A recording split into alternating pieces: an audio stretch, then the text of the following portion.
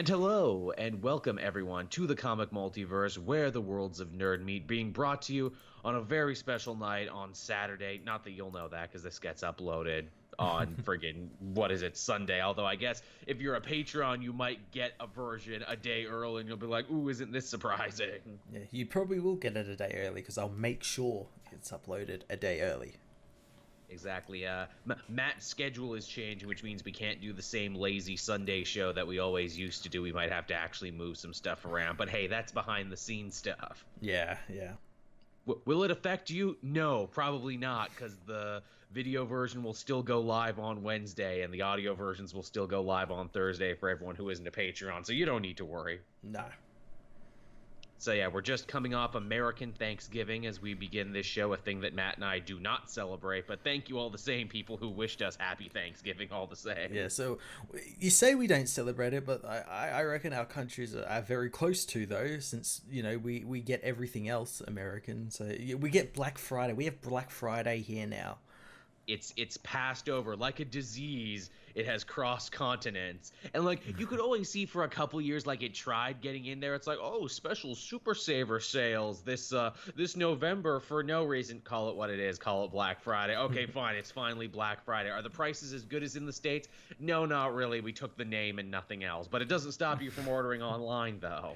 Yeah, that's like another thing that's like, it's all the online shops are starting to do it. Amazon, fucking Yeah. TeePublic, all these places Ooh, yes. are doing it now. And then you got like, it's not even like one day here as well. I don't know whether it's what it's like in Canada, It's like but 4 days, yeah. yeah, but here it's like the whole weekend up until Monday when it hits Cyber Monday. Which has always been the big deal for me. I'm glad you mentioned TeePublic, Matt. People can buy Comic Multiverse, Cape Joel, and Fortress of Solitude shirts over on TeePublic for a steal right now. And also, if you're looking for a great price on comic book trades, there's still time as we record this one right now. You can still go and you can still potentially get a great deal on comic book trades over at Book Depository. But you know what? You can get great deals there all the time because they don't charge you for shipping and handling, and anything you buy via our link goes to support our channel, so it's always appreciated, even if it's not Black Friday. Hell yeah. Yeah, you can just do that whenever. Also, too, another thing, even though we don't celebrate American Thanksgiving, we still get all the sports games and we get all the potential trailer drops. Obviously, everyone was talking about The Lion King because that's what dropped with the football. Yeah, looks great. Looks fine. Yeah, looks enjoyable. To which I love people started to complain there. It's like, can you really call this a live-action Lion King reboot when all the animals are made with computers? It's not like they taught a real lion to act. Well, you never know. It could be. They could have. It could. They just CGI'd over it. That's what Disney's spending all its Avengers money on right now, teaching actual animals to act and emote. Yeah, well, you see, what they did was they physically changed Andy Serkis into a lion. And they paid him a lot of money. He got like a surgery that changed him into he's basically a real furry.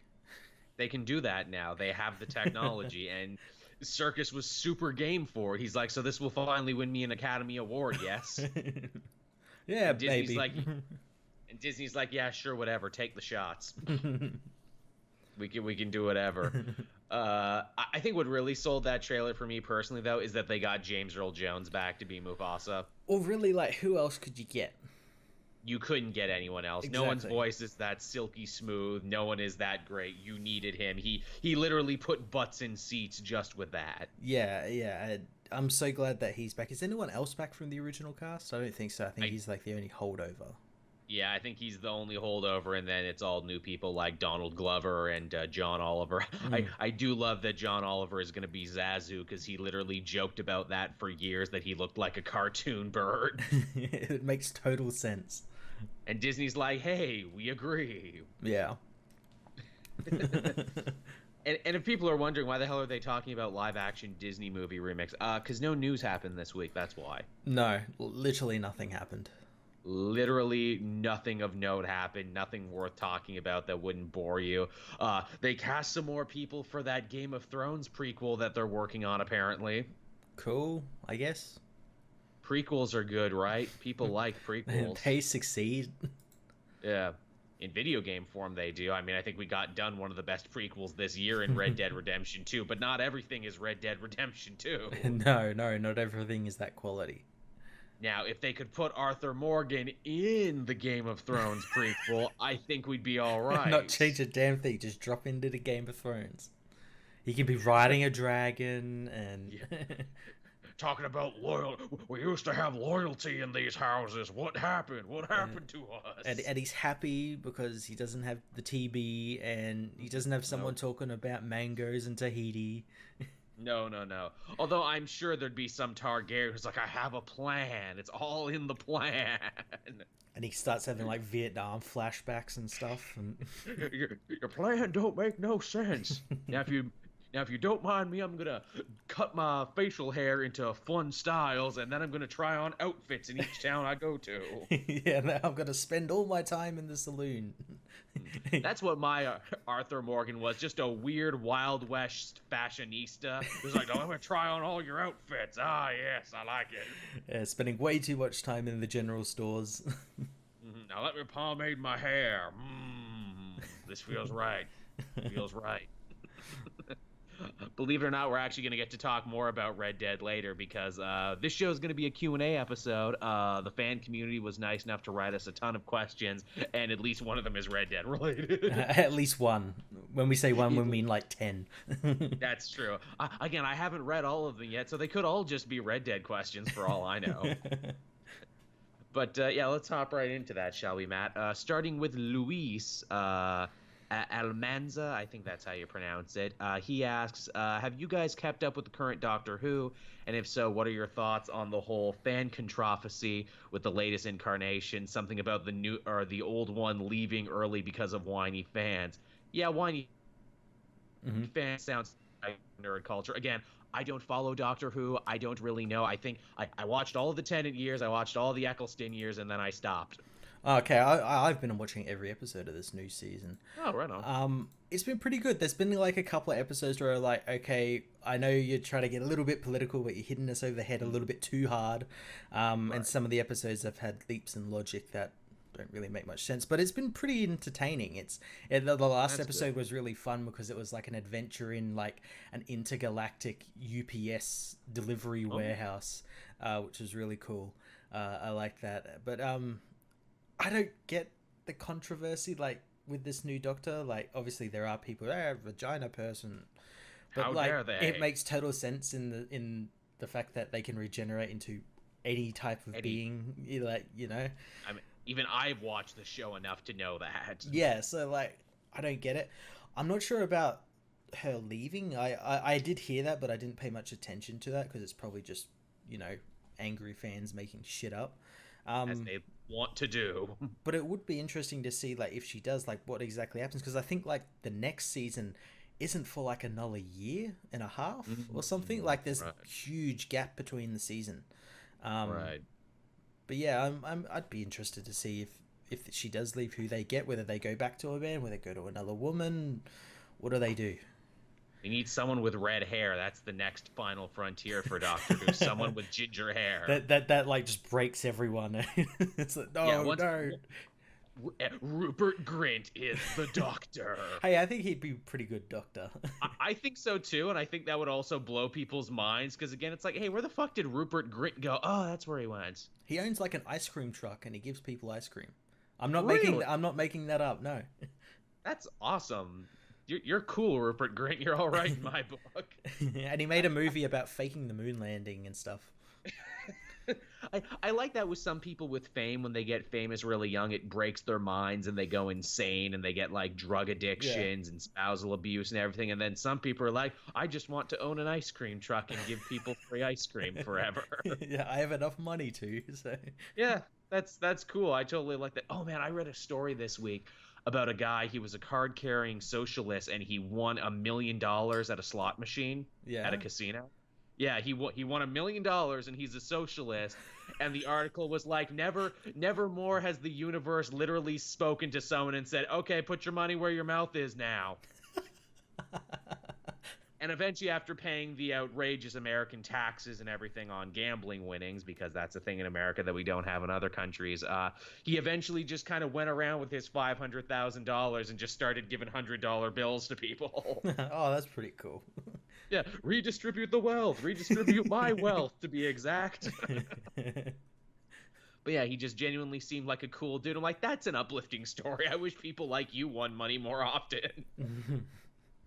But yeah, that's a good question, and that's us talking about Doctor Who, something we don't cover very often. Next up, we got our old pal Generation West, long time fan of the show. Mm-hmm. And he's got a good outside the box question. They don't all have to be about comics, people. I prefer these outside the box questions sometimes. He says, "What were the dumbest rumors that you ever heard as a kid growing up in school?" I heard lots of scurrilous gossip that I can't mention about so and so fingering so and so, just to name a few. But what about you, Matt? We definitely had our share of them. I'm fairly certain there was a rumor going around. I can't remember whether it was in high school or middle school that a teacher murdered someone. Oh no! Yeah, like one of those teachers everyone hates, you know. Of course. Yeah. You believe it with certain teachers. It's like, yeah, I bet he murdered someone. Yeah, I could see that. Yeah. He's not helping his cause. The French teacher, I could see that. Yeah. Yeah. It's just a stressful subject. Oh man, I got a good one. So one year in Canada, there was a particularly bad year for snow squalls and snowstorms, and during that, all the plows went on strike. Yeah. So there was like dozens and dozens of snow days because the buses just couldn't do it, and the kids friggin' loved all the snow days they were getting. It was great. How could you not love it? It was the year of the snow day. But a rumor started floating around where they're like, oh, well, did you hear the school board? Because we've missed so much school because of the snow days, they're going to make us actually make up for it in the summertime, all of us. And everyone's like, no, they can't do that. That's impossible. Oh, that sounds like something they would do. And we brought it out to our history teacher, and he fucking laughed in our faces. I'm not coming in and teaching you little bastards over the summer. That's not happening. That's great. And we were all put at ease. Thanks, Mr. Halsman, wherever you are. Thanks for that. He was a good dude, that teacher. He was like a professional recreationist. He had like a bunch of World War I uniforms, and he would like go and do recreations and like be an extra in movies. Yeah. See, that's the type of person that needs to be a history teacher who actually likes history. A whole lot, and isn't just doing it because like, oh, I'm the fucking gym teacher and I just got to read from the goddamn book, I guess. Yeah.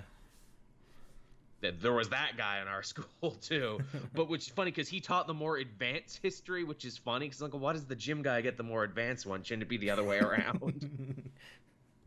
What did he do? Also, in the same school, that teacher was a twin, and his other brother, who was like his identical twin, was also a teacher in the same school.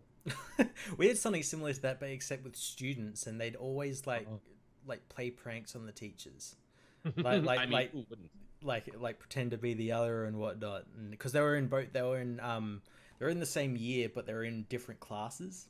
Right. I mean, as movies have taught us since the beginning of time, like The Parent Trap, if you were an identical twin, you have to play practical jokes. You have to. It's in your DNA. It's the only time you can literally be in two places at once. Which, goddamn, I would abuse that power so much.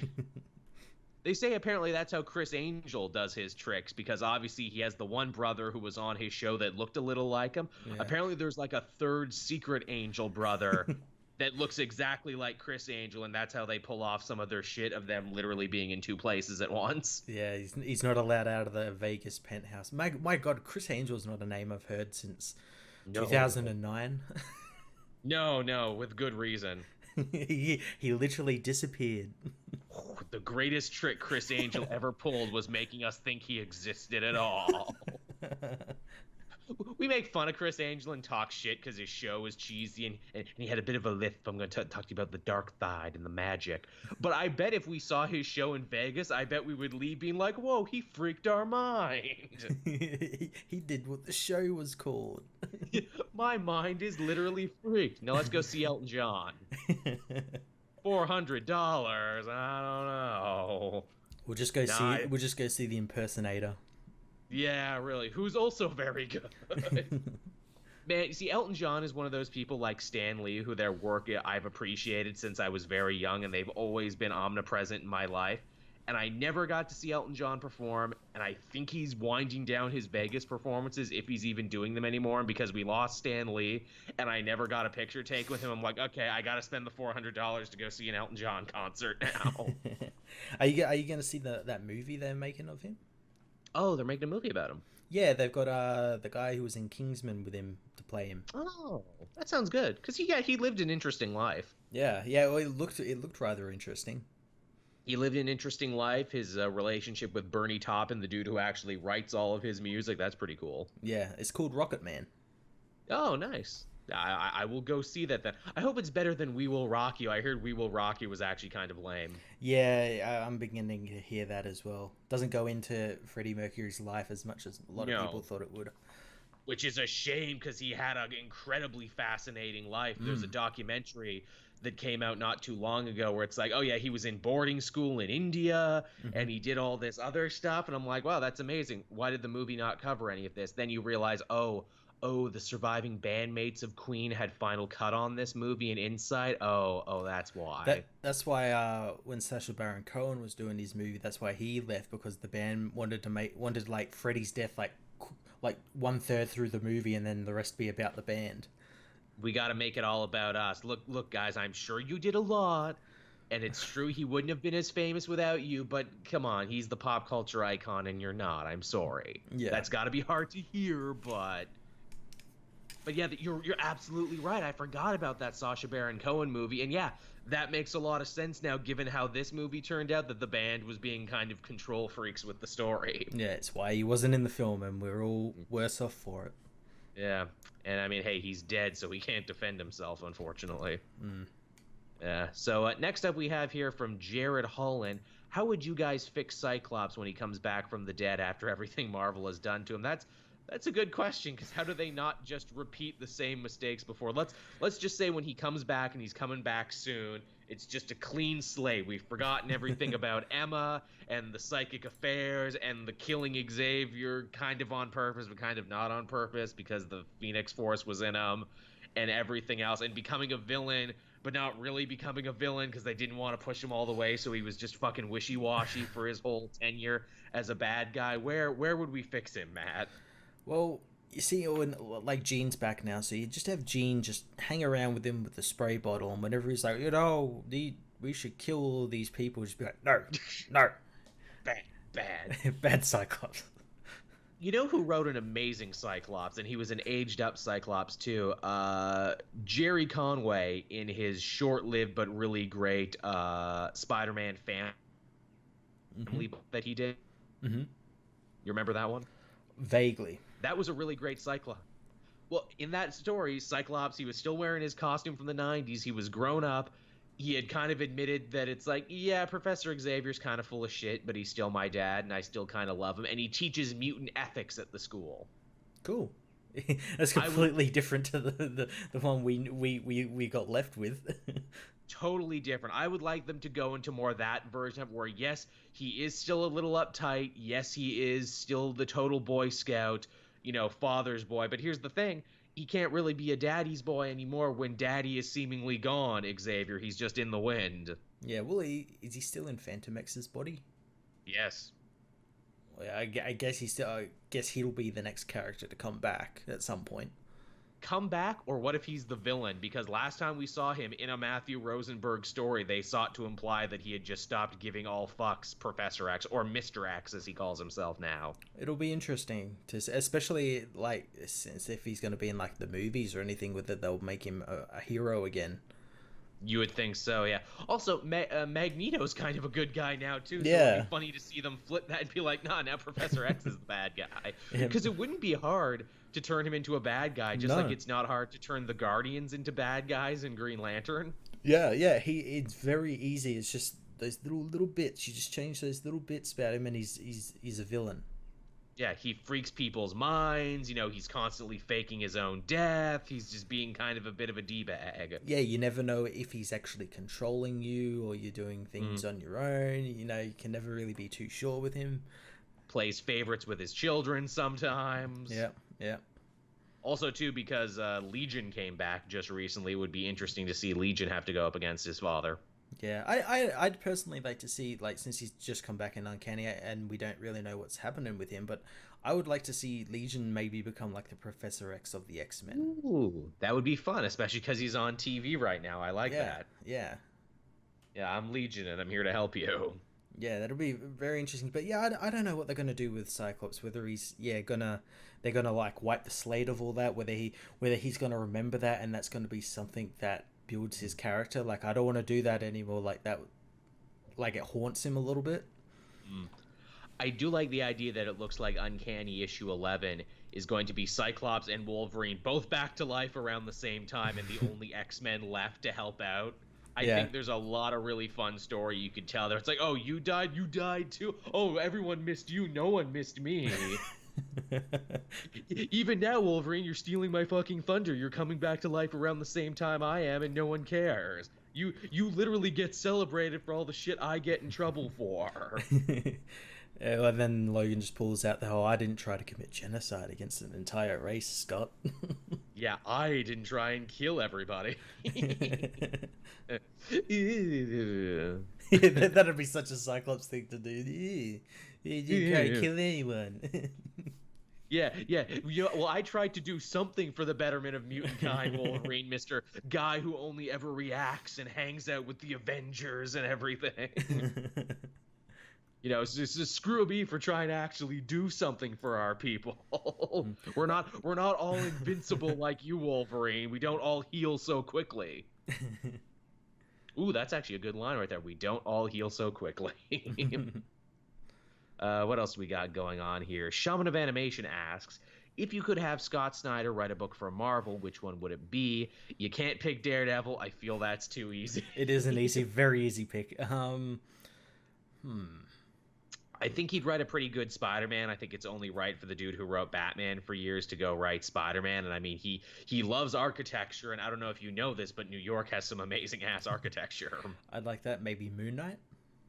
Moon Knight. Oh yeah, again too. That's very much in his wheelhouse, and it might actually get people to pick up a Moon Knight book for a change. Who else? Would really like to see him maybe tackle someone like the Sentry. That'd be fun. Yeah, because Sentry's nothing's happening with him at the moment, so you can just roll with it. Heck, I'd like to see Snyder's take on Blade, because obviously he loves horror and he loves vampires. Yeah. And he could write his own check at Marvel and be like, okay, Scott, what do you want to write, Blade? Really? But we have all these Avengers. I want to write Blade. Give me Blade. Give me. Scotty, you want Blade? Okay. Ooh, I want to write Morbius, and I want to write the Midnight Suns, and I just want to do horror. Because people forget, he breathed a lot of fresh life into Swamp Thing at the beginning of the New 52. Imagine what he could do for the paranormal characters of Marvel. Oh, they desperately need something done with them. They tried so many times where it's like, hey, it's Spirits of Vengeance. It's our brand new, what is it, Avengers Dark Book. Yeah, not interested. Okay, what about Hell on Earth with Doctor Strange and another new version of the Midnight Suns? Also not interested. Yeah. Oh, Blade's coming back in Avengers. Oh, we'll see. Yeah, we'll see. That very much seems to be what it is. We'll see. You know, that would be fun to actually see Blade work with the main Avengers team, and then they spin him off into a paranormal Avengers book led by him. Well, you know, the Avengers and Justice League are basically the same book right now, and you know, the Justice League spun off a horror and magical team in Justice League Dark. Could we just get Avengers Dark? Please, yeah, just call it Avengers Dark too. None of this Midnight Sun, Spirit of Vengeance stuff. Just call it Avengers Dark. Or Midnight Avengers or something. Oh, that's fine too. The Para Avengers, horror Avengers. I'm trying to make the things work. Like USA Avengers worked really well. But yeah, that's a good question, Shaman of Animation. I wonder if we'll ever see the day where Snyder does write something for Marvel. I know his students have gone and written one-shots for Marvel. I feel like we will. At one point, I don't. It might be like a special or something. They get him for like a big giant sized or something where they get all the superstar writers or something. I truly do wonder with him and Jason Aaron basically doing the same things in each other's books. Are they building up to something just for them? Or are they being like, hey, we need to have another Justice League versus Avengers books, and you editorial staff have to let us have it because look how we've built up to it. Yeah, we set all the groundwork and you didn't even realize. You didn't even know. Man, it would be really funny if they come out like 10 years later and be like, well, actually, guys, here's the funny thing. We actually switched books at the beginning and just changed our name. So Jason Aaron was actually writing Justice League and Snyder was actually writing Avengers. You just didn't know. We were just fucking with you for that whole time and cashing the checks. All right. Next up here, we got Eric, and he says choose 5 or however many characters you want to be the center of each universe. They will make up the Justice League and the Avengers team. Who would write and draw these books and solos, etc., etc. So that's a big question Eric's writing us there. He's saying basically pitch a whole new line for next year, a whole reboot. But I like the pick 5 characters who have to be the center of the universe for DC and Marvel. That's pretty good. Yeah. Okay. We'll start with DC. So 5 characters. Right. So obviously Superman. Naturally has to be there. Yep. Which, if you got Superman, you got to have Wonder Woman, Batman. So there's your Trinity, yep. Which has always been, always will be. The thing is, who are your other 2 of this main 5 that get to be the center of the universe? Flash. You would think Flash, like he has such a great lore, and plus he has the time travel thing, and he's important to all of these crises, and yet for so long, whatever happens in his book never seems to have any impact on anything else. And I have no idea why. I have no clue. Is it like some mandate at the offices? Like Flash cannot tie into anything. It can never be Flash. You're right. It has to be Flash because of all the connections to crises and everything else. Who's our 5th one here? Who's the 5th person? Swamp Thing. Swamp Thing, because you get the magic side of it there and the Vertigo side of it. You're right. Swamp Thing covers quite a lot. I would argue a Hawk person maybe, because then you get the connection to the JSA and the past and all the crazy retcons and reincarnations and everything. Mm-hmm. Yeah, that could work. I'm sure other people would say, well, you need to have a Lantern because that's your keys to the DC cosmic side of things and all the aliens and all the cores and all the events and everything. That's true. But again, that's the role that maybe Superman could fill in because he can go on space adventures and stuff. Yet he doesn't all that often. We haven't gotten a real cosmic Superman book in a long time. No, yeah. But yeah, that's where you would go with that one. It's the 5th member that's the hardest. The first 4 are really easy. Mm-hmm. It's the 5th member that's the hardest. That one really comes down to taste and how you personally feel. Now, for Marvel, I think, again, if we're going Trinity, it's got to be Cap, Thor, Iron Man. Yep. And then I would say either Black Widow or Captain Marvel would be in there, or maybe even She-Hulk right now who's in there. But then it's like, if you're going to go She-Hulk, why don't you just go Hulk, because you get the keys to all the same stuff. I would say Iron Man, Cap, Thor, Doctor Strange. Because you got your magic side there and everything.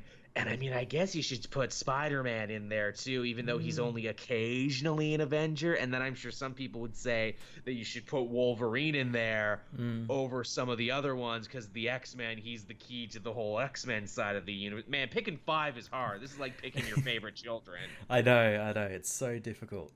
And even though I love all those characters, I don't think putting them together would make for a good team, because I think the dynamic would be off. They'd be too powerful.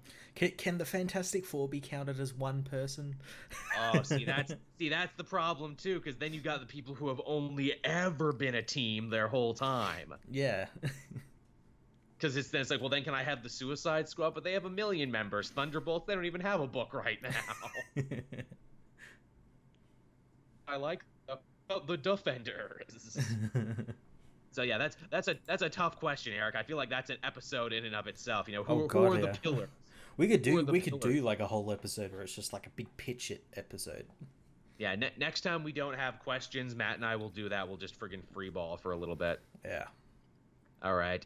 Mustafa asks us, no question, just sending love to the best comic book podcast out there. Aw, thanks, Mustafa. Thanks, man. We appreciate that. That's always nice to hear. Next, we got Janin asking us here, who would you cast as the defenders for, the defenders for the official MCU movie? Now, are you saying the defenders we got on Netflix, or are you saying like the old timey defenders who are like Namor and Silver Surfer and shit? Let's go the old timey ones because I like the old timey ones. Okay, so who? Let's start with Namor because he's very big right now. Who do we get for Namor? I think you could have some fun with the casting on this one because I think you could go. What is it? I think you could do some fun like ethnic casting here. Like he doesn't have to be a white dude. Obviously, they didn't do it with Aquaman because it's like technically he's not human. He's Atlantean. Yeah, no, I'd cast someone maybe of like Asian descent. So maybe someone like Daniel Day Kim. Oh yeah, he's a very good actor. I like him a lot. Yeah, again too, because we got to think like movie people here too. We got to break into those Asian markets. So who's the big Chinese or Korean heartthrob right now? Because that's the thing. Namor got to be sexy as fuck. Because I mean, just everybody loves Namor. He's got to pull off that clamshell thong. He's got to pull that off, so he's got to be. Hey, who's the dude? Who's the bad guy in Creed 2 right now? Drago Jr., Florian Manitou or whatever. Something like that, yeah. Let's get that guy in that role because that dude looks like he was carved out of fucking granite. I see that dude and I just get mad because I know I'll never be as physically fit as that. Like, I look at that guy and I know how Lex Luthor feels looking at Superman. Fuck this extraordinary asshole. All my accomplishments are shit compared to this dude. Have you seen his Adonis line? God damn. All right, so let's cast him as Namor. Silver Surfer. Again, he's probably going to be CG, so you really only got to get a good voice with him. Yeah, and honestly, Lawrence Fishburne did a really good job in the Fantastic Four film. He did, but he's already Bill Foster now. Yeah, but voice, We can modulate it around. We can do some shit with it. Yeah. I'm trying to think who's just a really great voice actor who they could get in there, or just an actor with a good voice. Can't be Clancy Brown because he's already Surtur. That's true. Ooh, who was the guy who played what is it? Oh god, this is gonna drive me nuts now. He was the Face Stealer. Omar in The Wire. Who played Omar in The Wire? Oh, I'm on IMDb anyway at the moment, so I'll have a look. He had like 3 names, like Trevor K. Wilson or something. Michael K. Williams. Right, I knew he had 3 names. I think he has an amazing voice. I think he would make a good Silver Surfer. Just a dude who sounds tired and ragged. The power cosmic, it's so much to handle. Yeah, that'd be a really good voice, yeah. It would be an interesting characterization because there's a guy who gets a lot of character in his voice. That actor, too, has an amazing show on Vice called Black Market, where it's just him hanging out with carjackers for a week, then hanging out with guys who make lean and shit, and just like, hey, here's all the crime happening in your own backyard. Oh, that's cool. I know him from, obviously, The Wire, but also a show called Hap and Leonard, which is really good. Yes, written by Joe Lansdale, based on a series of books. That's been in my to-watch thing forever because I love Joe Lansdale because he wrote some amazing Batman the Animated Series episodes. Yeah, it's a damn good show. Yeah, he's got like a real Southern fried twang to him and everything. Mm. All right, so we got our Namor and we got our Silver Surfer. Who else was in the original Defenders who we got to cast? The original Human Torch, Jim Hammond. Right, who is a great character who I feel they haven't really used enough. No, he kind of like went away. He did really well spinning out of that all newer Invaders book. With an amazing new costume. Yeah, and then he just kind of like disappeared. But we also have a Hulk and a Doctor Strange right now, so we don't got to cast them. I know, but yeah. Well, really, that's like a big enough team just to start with, since you don't need every new member. You got like some of the old members and now new members. Yeah, I mean that's a solid 5-man band right there is what you have, and then you add more to it as time goes on. Yeah. All right. So what else do we got here for questions? That was a really good question, John. Again, we should do casted episodes too next time there's no news. We should really buckle down and get some Yeah. good actors for it. And again, if you were thinking the TV show versions of it, let's just get Terry Crews as Luke Cage. Let's just get that done. I feel like that's something they would have done already. You know, I was gonna say like I thought you were gonna say let's just get Terry Crews for every role. That's fine too. Yeah, I'm that's shocked. fine. Like Terry Crews is technically in X-Force. I'm surprised they didn't poach him for something Disney. It's time for a Terry Crews, Jessica Jones. Yes, it's time for that. Now, Jamail asks us, from both genders, which TV characters of the MCU would you like to see make the jump from the big screen? He'd personally like to see Daisy Johnson finally show up in the movies, and Luke Cage. I'd like to see Daisy show up as well. I would like to see Jessica Jones show up a lot, but again, the fate of those Netflix shows are kind of up in the air, and I would also like to see Mike Coulter show up as well as Luke Cage. I want to see Punisher show up in like a cat movie or something. Oh, yeah, that would be, even just for a small scene, I think that Yeah. would be nice. I think that'd be really killer. What else do we got here? Santa's Sackle asks, what's your guys' favorite non-comic book franchise? Oh, I love so many franchises. So like movies? Again, he does not specify. Again, movies, games, music. There's so many franchises. Traditional books. Let's go with movies because that's like the most I That's guess easier, common thing. Again, as I mentioned, there's a new Rocky movie coming out this year, which reminds me how much I love the Rocky franchise, both the good ones and the bad ones. Yeah, I mean like I knew Star Wars is a comic, but it was a movie before it was a comic. So That's true. That's true. I don't love Jurassic Park as much as everyone seems to like Jurassic Park. Like, I respect the first one for being a really good movie, but even still, I'm just like, yeah, it's like it's all right. The Alien franchise, I think there's almost as many bad ones as there are good ones now. There might be more bad ones now. Yeah, I only like the first two. Yeah. I like the Halloween movies. Again, there's a lot of bad ones in there, but the good ones are really good. And I even like the controversial ones. Like, I like the Rob Zombie ones. No, they're nothing like the original Carpenters. No, they shouldn't have remade the original Carpenter ones. But I like his weird, fucked up, white trash vision. It has a certain pull to it. I know that. Yeah, it has a weird kind of charm to it where it's like, I can smell this movie and everyone smells like stale Bud Lights. And cigarettes.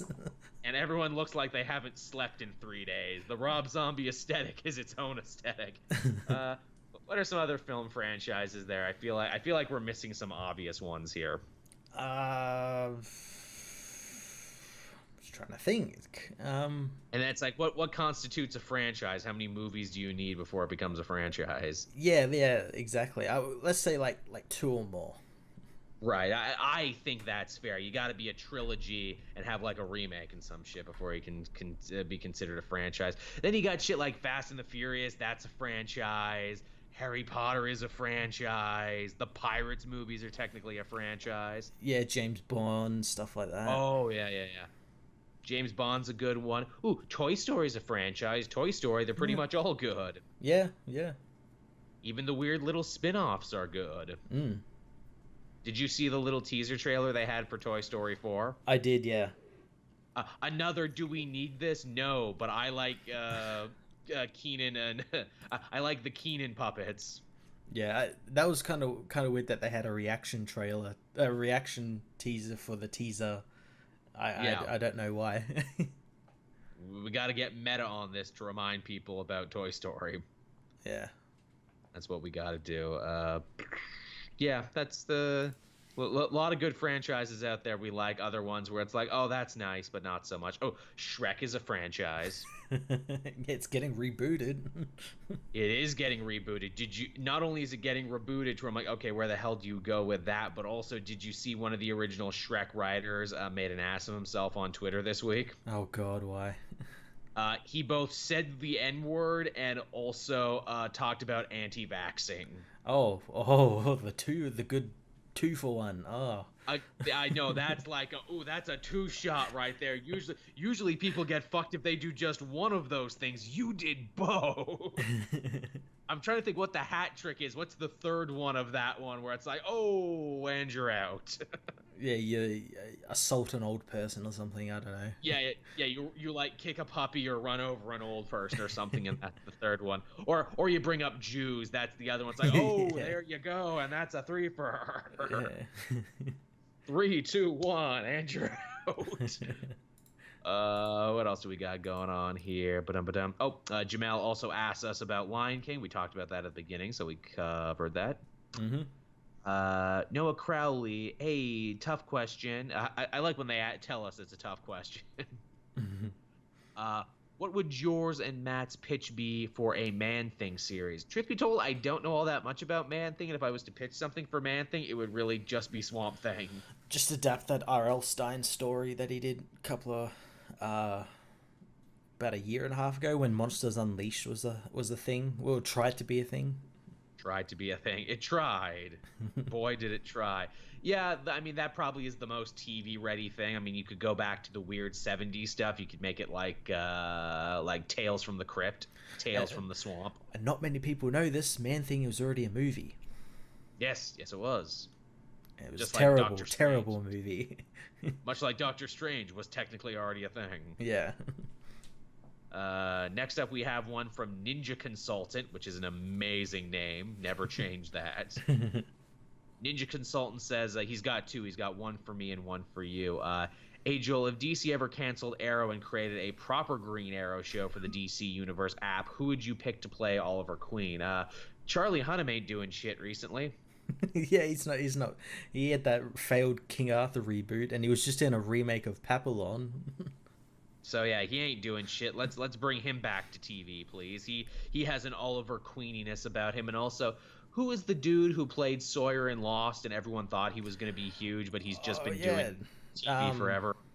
Josh Holloway. Josh Holloway. Those are my two pitches. Although Josh Holloway might be too old now. Yeah, older Oliver Queen would be pretty good. That'd be all right too. I'd like a guy with some mileage on him. But now for you, Matt, other than art, what do you actually like about Tom King's Batman? Nothing. That's so far the art has only been the only saving grace. I would say the art, and whenever he does a one shot, because he works better in one shots, because it actually forces him to have a beginning, a middle, and an end. Yeah, the art is basically what stops this book from just being like utter garbage, because it's like the artist is like, oh fuck, I got to do all this work now and like try and tell the story with the art, and yeah, I gotta tell the story for him because he can't fucking do it. Yeah, and even then, like, it starts to fail as well because the story is so like thin. Oh yeah, you know how they have Garfield without Garfield, where they just take Garfield comic strips and take Garfield out of it, so John just sounds like a crazy person talking into the void, but sometimes it's really interesting. Yeah. They should have Tom King's Batman without dialogue. They should just remove all the dialogue. It should be a fan effort, so you're forced to actually read through every one without dialogue. I guarantee you the story would probably make more sense. Because it exists in the theater of the mind, and then it would be better. Yeah. That'd be fun. I'd like that. Man, it's like, you remember too, because we were bringing up Man Thing and Swamp Thing. His Swamp Thing annual he did was really strong, and he was never good like that again. Yeah, he's had like one-offs, like the little one shot he had in Action Comics 1000 was really good, and then like is back to normal, back to like shit. And then, like, the one he did, too, where, like, Batman's trying to hunt down a copycat serial killer who's recreating all of his villains' killing styles, only to find out that it's a little kid whose name also happens to be Bruce Wayne. Yeah. That was cool. Yeah, again, like, focused one and done stories, he's good, but when he starts getting an arc, nah. Then it all goes to shit, yeah. Here's another one. Micronic asks, will the Marvel Universe ever acknowledge that the Fantastic Four are back, not the movies, the comics? Shouldn't the Avengers be asking Mr. Fantastic for help with the Immortal Hulk? Yeah, I mean, again, the book's only like, 3 issues in right now? Well, that's the thing. Next issue is where they come back to 616 Earth. In the last issue, they were still out in the weird Franklin Richards created universes, and they've only just come back. Yeah, it's all very, very early in my mind. And also, too, It's not even like they have to go door to door and tell people they're back because they got a good chunk of the superhero community to come with them to help fight Griever, so they know. Literally everyone who's ever been a Fantastic Four member. And it's even funny because in that book they have a reference where it's like Iceman. It's like, what's Iceman doing here? And he's like, I was part of this adventure, an adventure that hadn't happened yet. And they're like, and they were getting really meta with it. And it's like, is it in canon or not? We don't know. Yeah, we don't know. Maybe we'll tell that story. Maybe we won't. Yeah. Spider Gamer has one here, and this feels like more of a you question. What Star Wars / MCU character would you like to see get a show on the Disney app? I'll let you go with the Star Wars. Well, since like MCU seems to have like a number of characters, I would like a Doctor Aphra show. Oh yeah, lots of material now. Yeah, mainly because I don't know what you could do with it since the comic's doing quite a bit with it at the moment, but like I just like it just because it'd be so different because it's like a sort of Indiana Jones-esque sort of gotta go find those ancient Jedi ruins to pillage and sell stuff for, and it's just interesting characters and everything like that. Yeah. Who's the agent of the Empire that Ostrander wrote for years? He was like Imperial James Bond. Yeah, what's his name? I am blanking on his name. I know exactly series. the one you're talking about. He was from the series Agent of the Empire. Yeah, I'm gonna look that up now because it's just gonna kill me.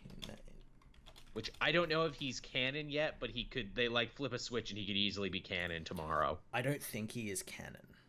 No, I don't think he is either. Because he's a Dark Horse comic. Yeah, he could very easily be make it. Yeah, although I guess it was easier to make Thrawn canon because he came from the books, not from Dark Horse. The guy's name is J.N. Cross. J.N. Cross, yeah, he's great. I love him. I would like to see a show about him or a character that is just him in name, a super slick, super smooth Imperial agent who's doing like spy stuff, like total James Bond stuff, sleeping with the alien women, stealing schematics. But maybe he doesn't totally love what the Empire does, but he does it anyway because he's the best at it. That'd be really cool. And he had like a droid counterpart or something as well. Yes. It was like a spy as well, so which was really cool. He had a cool droid friend. It's like, look, if you can't build a show around that, then you're not even trying. Yeah. There's lots of different characters they could do. Like I wouldn't want them to do like, oh, that character you saw for 2 minutes in the background of that one scene, we're going to make a whole show about them. I don't want them to do that because that's where the old canon failed. Yeah. Although sometimes they turned in good stories. Like, what's the one that I love about just one of the Praetorian guards, one of the red dudes who stands behind Palpatine. It's like literally everything he did after the Empire fell. Yeah, Crimson Empire.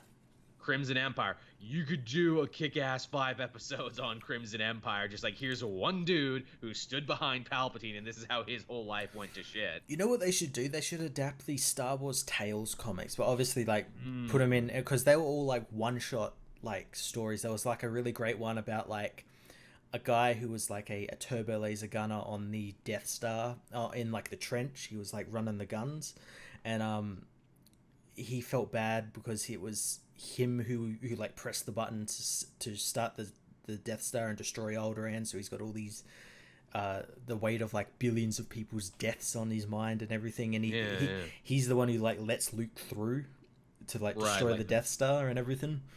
Like the guy who dropped the bomb on Nagasaki. Yeah, I like that. Yeah, there's like all these like little stories you could tell, and you can make like an anthology series about it. Tales from the Cantina. Yeah. Get a respected older actor to be like, oh, I hear all sorts of stories here on the Cantina. Now let me tell you another tale to astonish. We'll get people from the holiday special back. Yes. Because that was amazing. We'll get the ghost of B. Arthur. It's her bar. The ghost of B. Arthur, Harvey Korman. all back. We've resurrected them all just for this. CGI and... Hey, with Disney's amazing fountain of youth technology to make people look so much younger, I don't doubt for a second that they also have the power to bring people back from the dead as holograms.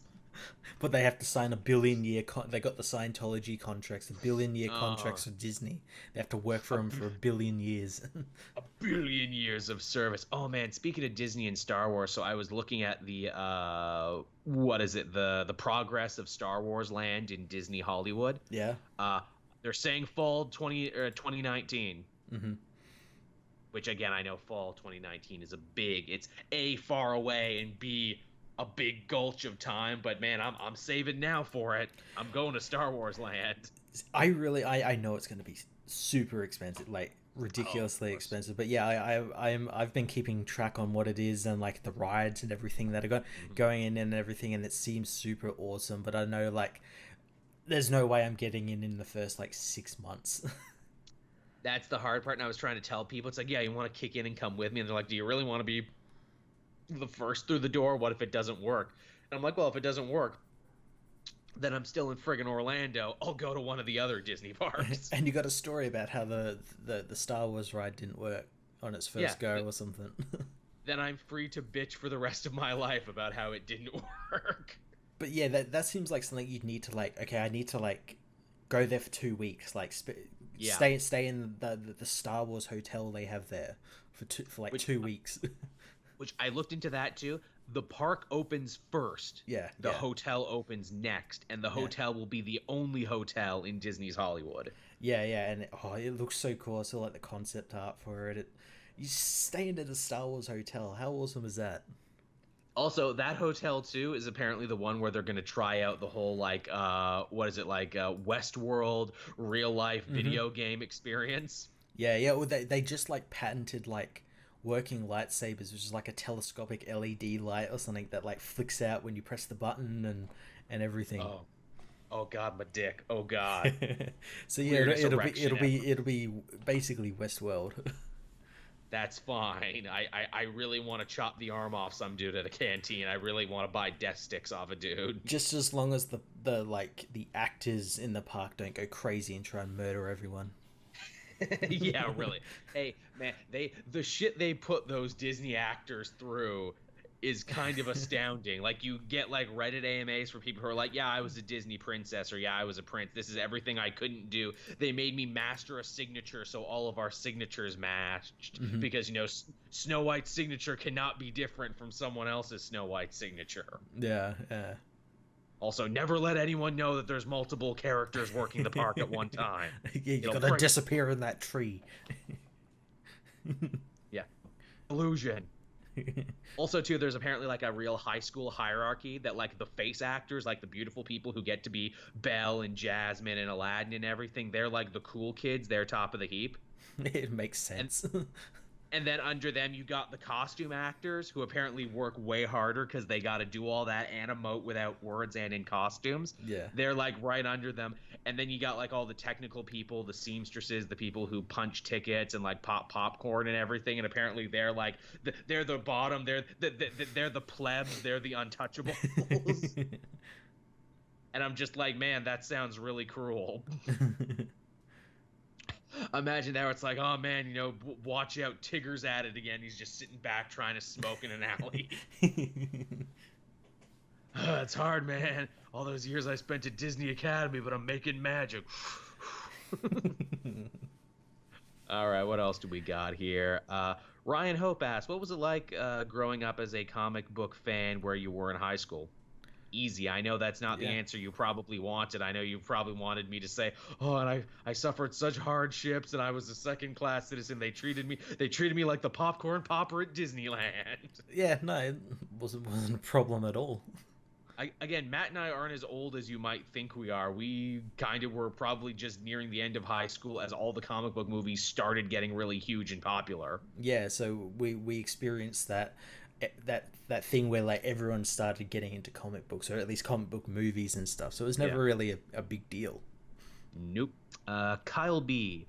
If you could bring back any current character, comic, TV show, movie, etc., who would you bring back and why? What method would you use? Clone, alternate universe, etc., etc. Okay, so if we could resurrect one dead character, and how would we do it?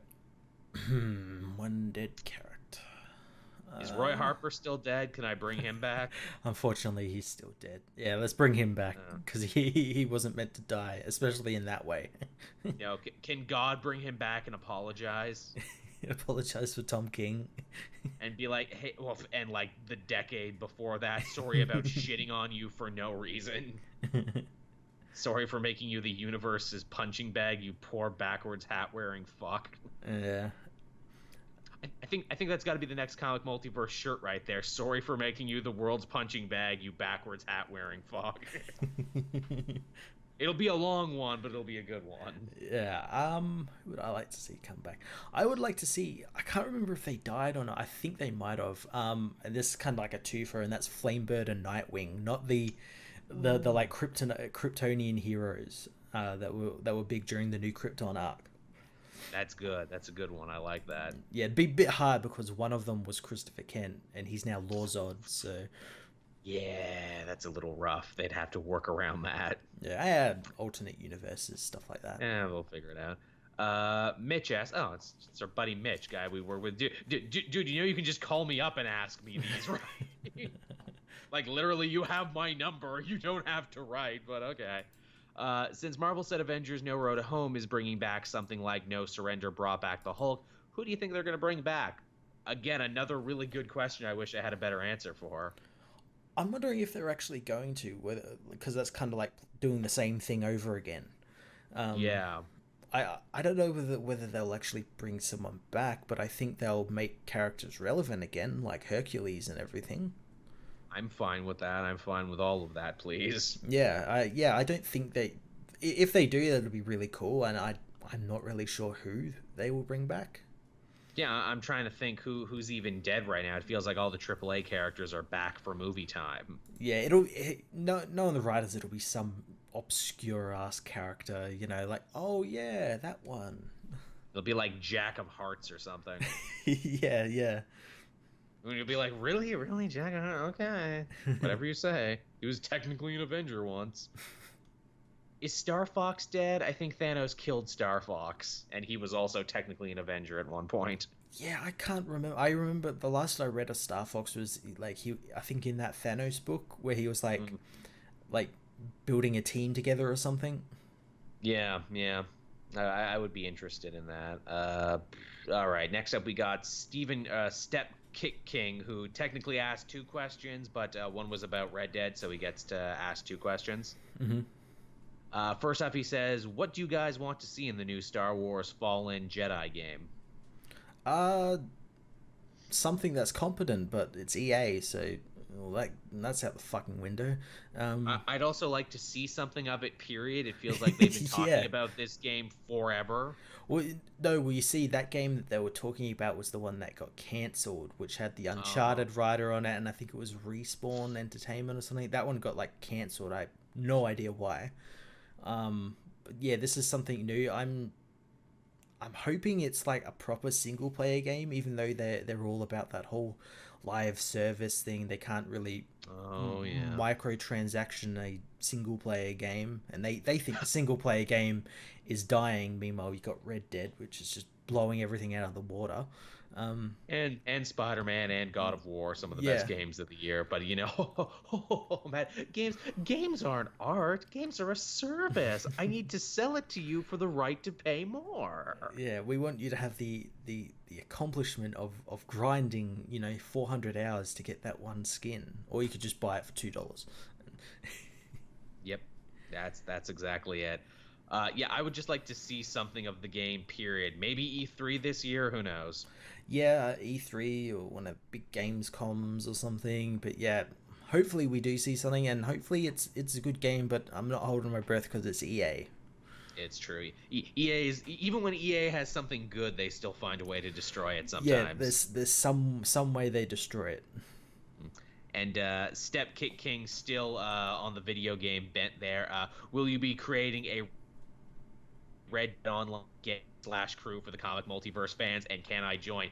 Yes, and I may have created it the other night after finishing the game, and I may have already picked the name and actually paid money for a good logo to be uploaded. And once that's all done, I will be sharing the link for that. In fact, by the time this is up, if that's all done, you can have it.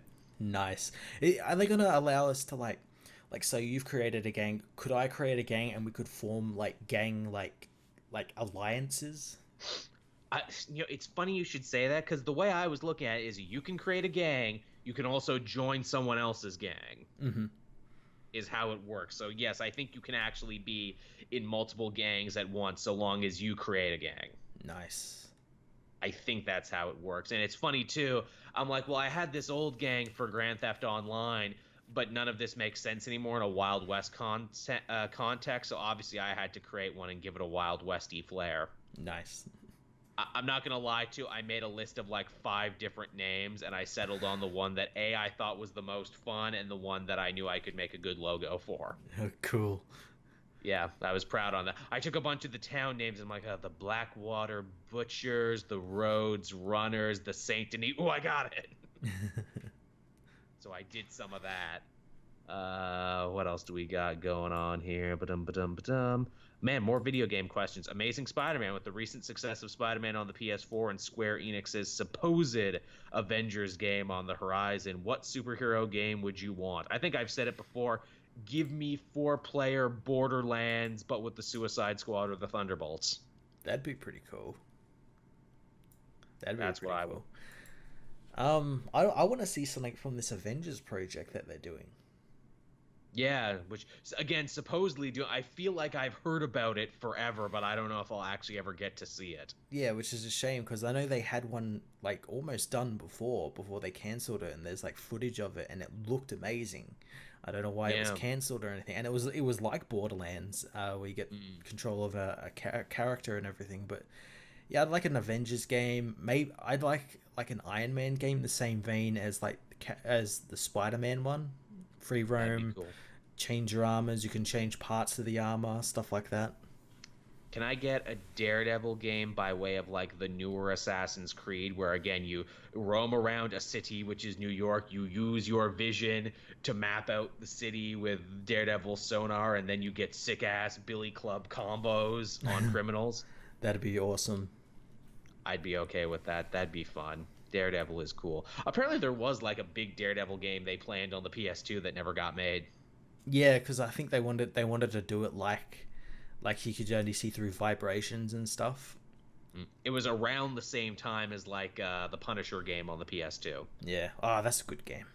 It is a great game. It's the best Punisher game. Why did they never make another one, Violation? I know you took everything you learned from that and turned it into Saints Row. Yeah. Do they still own the rights to that? They probably don't. I don't think so. Probably not. Probably this Marvel game, whatever, Square Enix or whatever, whoever puts out these games owns it. Hey, Square, you're doing those Hitman games now, aren't you? Maybe get some of the people from that team and make a Punisher game with it. That'd be cool. Only it's the opposite of Agent 47, where you have to be stealthy as the Punisher. No, be as loud and destructive as possible. Get more points the more violent you make it. Hell, Rockstar, you still got your gore engine from the Manhunt games. Why not do the Punisher with that? Yeah. I'd be cool with that. Eric, aka Age of Myself, another fan who seems like he's been here forever. Do you think DC Rebirth's decline is due to Jeff Johns leaving his executive position with Didio in charge? Is it even possible to recapture the magic DC had back in the summer of 2016? God damn, it actually was 2016, isn't it? Yeah, it's been like a whole year has gone by during this, but I think it probably has something to do with that, because Didio was responsible for a lot of the shit in New 52.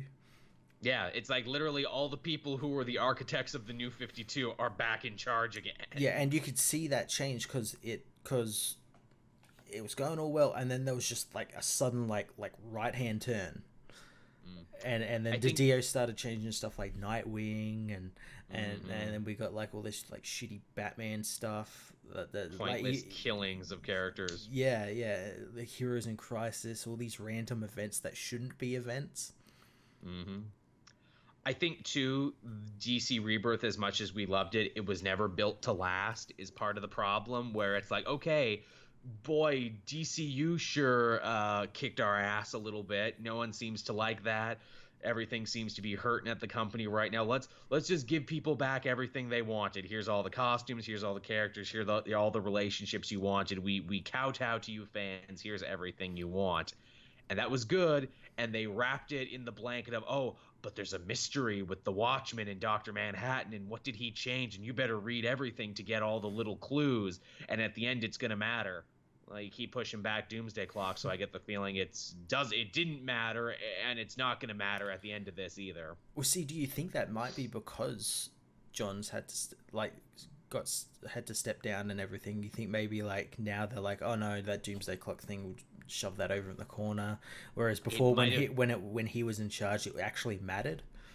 It might have been his baby. We'll never know. Yeah, and also like I never expected Rebirth to like sort of stick around it, but I expected it to be like, okay, it's a course correction, we're in the right like lane now, let's just keep going. But now like Didier and the car's like swerving all over the road, killing everyone with scotch on his breath. I will say though, I have it on good authority from a DC writer who I talked to recently. I basically posed the question to them. It's like, hey, will this matter in a little bit? Will Doomsday Clock matter? Will we see the effects of it? And their answer was basically tantamount to, no, how could it possibly? Yeah, it kind of feels like that. Because you look at everything that's going on, and it's like, oh, none of this could even possibly matter now, if it was ever meant to matter to begin with. Yeah, I like to think it did originally. Like, when, again, Jeff Johns was in charge, he had an end game for this all, where it was all leading, but then that changed when he stepped down and Dio took over and everything, and they couldn't do anything but, like, harpen the effects of it, I guess. Mm-hmm. I'm sure there was a little bit of getting greedy to where it's like, wow, people are really loving this Watchmen integration. People are loving this Dr. Manhattan stuff. Should we have a big blow-off for it here in Doomsday Clock? No, silly. Why would we ever end it now? Let's keep pulling it out and stretching it out forever and ever now. Yeah.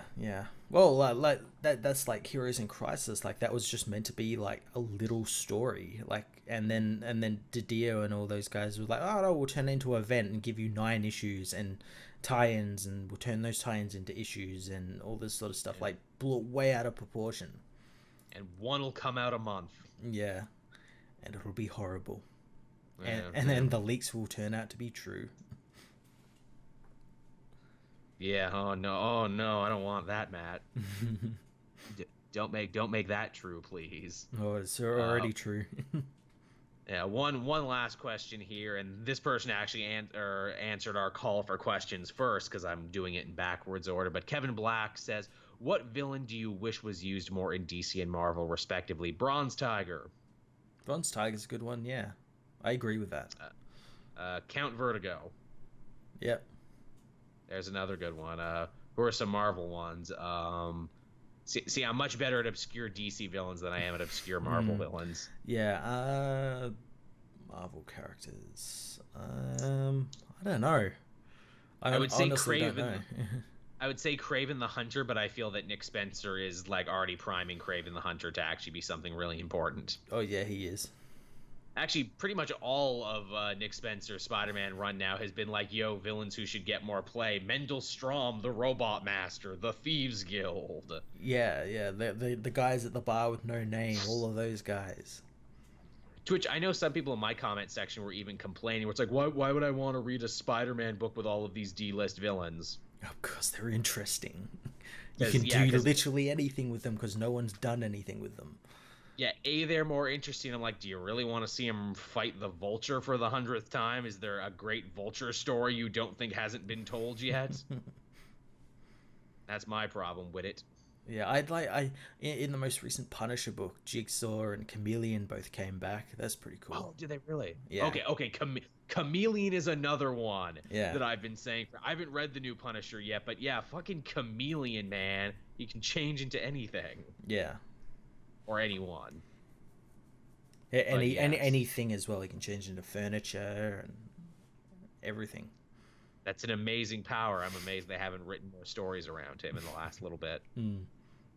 Now what else do I got going? Yep. So that's all the questions, everyone. That's everything everyone asked. Thank you so much for doing so. That was a great way to fill up an hour for the show. We really appreciate it. There wouldn't have been a show if you didn't ask your questions. No, it wouldn't have been. Yeah, so I guess from there we can hop into what we read this week. And I don't think you read as much as me, Matt, but you read a little bit. I did, and I want to start by bullying Tom King. a little I mean, isn't that what our show is, Matt? Isn't that what it's all about? Our mission statement on the comic multiverse: make you laugh, make you think, bully Tom King a little Yeah, bit. no, we won't bully Tom King, but we'll talk about how shitty his Batman book was this week. Yeah, because that's the thing. As hard as it is to believe, we actually like Tom King. We think he's written good stuff. We just think his Batman, he's not the right person for it at the right time. No, and this issue like came to a head, I think, for a lot of people. It came to a head, all right. You'll be scratching your head until it's raw and bloody, asking why. Yes. But please, Matt, take point on this one. So this is like the second issue of this whole Penguin arc, where we learn that Penguin was like the hired in-between guy from Bane that hired KGBs to kill Nightwing, or like shoot Nightwing, but then Penguin himself has to go and kill Alfred. Why couldn't he kill Nightwing as well? Why do you have to hire KGBs to do it? Because it was his punishment for hiring a hitman to not kill Nightwing, even though they leave it open-ended as to whether or not KG Beast was supposed to kill Nightwing, or if he did his job by merely giving him brain trauma, because that would make Batman sadder. Yeah, and then obviously Batman like finds out about this. Penguin says he wants to get vengeance against Bane because Bane somehow had a hand in murdering his wife. We've only just figured out he had. A woman we've never met, never seen before, and never see in this story because she's killed off panel. Yeah, we never find it. Yeah, how she dies, who killed her, any of that sort of stuff. You know, the important stuff. Never see any of that. And then Batman, like a crazy person, storms into Arkham Asylum, beats up a bunch of the guards, and then wails on Bane, who for some reason is acting retarded, catatonic. Which that gets me, because Penguin's like, oh, you know, he controls all of Arkham now, all the security, so you don't have to feel bad about beating them up. But it's like, but wait, if Bane controlled all the security, and if his plan was ultimately for Batman to come and beat him up, then why did security stop him in the first place? Why didn't they just let him come in to beat him up? Why wasn't there? He should have like walked in and like the whole prison was just like deserted, and then just like Bane's there. And if he controls the whole prison anyway, then why did he have to complete this securitist scheme to have Batman come and beat him up? Why couldn't he just like hit his head against a wall and say Batman did it? Exactly. He snuck in and did this. Yeah, you didn't see it. Oh, let's talk about Gordon too. Gordon's like, no, Bane couldn't possibly have plotted all these evil things against you, Batman. I've been watching him the whole time. Now, Jim, being commissioner of police in Gotham City, we fucking know for a fact you don't have enough time on your hands to watch this dude all of the time. Also, what about all the times he already wasn't there in his weird under Arkham lair with like friggin' Flashpoint Batman and Gotham Girl? Yeah, so you haven't been watching because he's been able to just leave his prison cell whenever he wants to go sit on his throne of skulls. Yeah, so we know that's a lie that we're expected to believe here in this comic. And then even if it's not, that brings Gordon into question. Is Gordon on his payroll? Yeah, to which of course Batman's like, does not compute, and then he hits Gordon. Yeah, and Gordon tells him to go away and threaten to call the Justice League, which in my case he probably should. Batman's acting out of order, call the fucking Justice League. They will sort all of this out in, a day. They would, if only you knew an Amazon with a magic rope that made people tell the truth. Yeah, put that around Bane. There's no way he can beat that. Yeah. Hey, Bane, are you being catatonic, or are you actually pulling off an evil scheme? You know what? That was easy. Oh, God. It's so friggin' stupid. And also, too, it's like, wait. So you mean to tell me that Commissioner Gordon has the Justice League on speed dial? I'd say that was Tom King making a reference to Gordon's time as Batman, but we fucking know he isn't. No, of course not. But yeah, if he does that, just, Bruce is acting out, call the Justice League. And again, he's acting out like he goes in and beats the shit out of this villain. He did that in another arc where he beat the shit out of Mr. Freeze. Yes. And at the end of that arc, he seemed to have learned something like, oh, shouldn't be doing this. I need to get back to my roots, hence why he's got the old costume and everything, need to be a detective and everything, and then it just goes right out the fucking window with this arc. It's even stupider because they imply that Bane was behind the murders that Batman thought Freeze had done, So that was also part of Bane's plan to get Batman to beat Mr. Freeze within an inch of his life so he would feel bad about himself. But he learned a lesson, but that didn't matter because he still came here and beat the crap out of a guy who was not defending himself and who seemed catatonic and not in the right mind. Because again, Batman is a bad guy in these stories. Yeah. Batman is always wrong and always bad, but not in like a cool deconstruction-y kind of way, in a Tom King literally has disdain for this character kind of way. Yeah, and another comic this year did that deconstruction really well, and that was Batman White Knight. This, which again, that story had an unlikable Batman at times, but that character actually grew and learned and evolved, and by the end, made a choice only an Elseworld Batman could make. Here, though, Tom King's just fucking around in the main continuity, and it's like, well, he literally makes Batman in this issue the most unlikable person ever. To where I'm like, okay, good job, Tom King. You've made me hate Batman officially now. But who's the real hero of this story then? Who am I supposed to root for in this book called Batman if it's not Batman?